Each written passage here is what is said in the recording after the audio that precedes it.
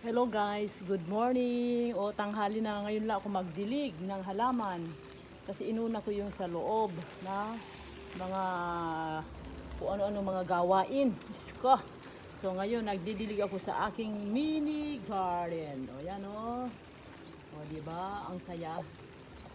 Malusog ang aking mga halaman. O ayan o. Didilig ako. O. Look at my outfit. O, di ba hindi ako nainitan?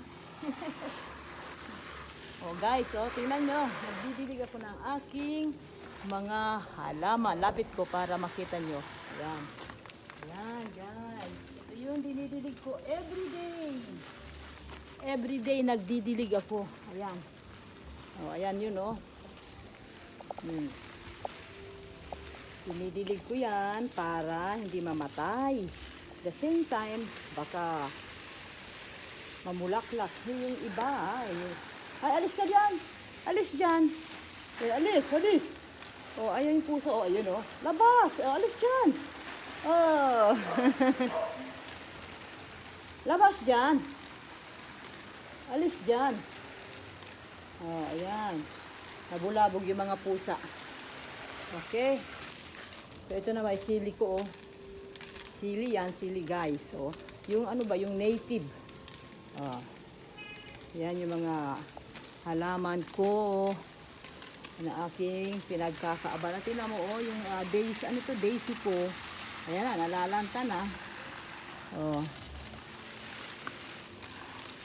Pero umulan naman kagabi, so kahit konting dilig lang kasi ang init ng panahon ngayon, no?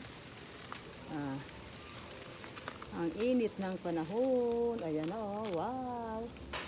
Ang aking mga halaman. Daming ibon dito guys. Ibon ba? Yung mga kung ano-ano ibon. Pwede nga lang huliin Huliin natin kasi hindi pwede.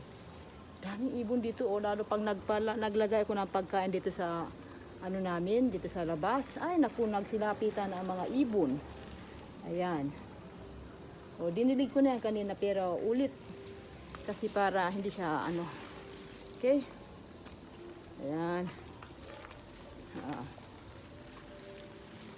Diba guys?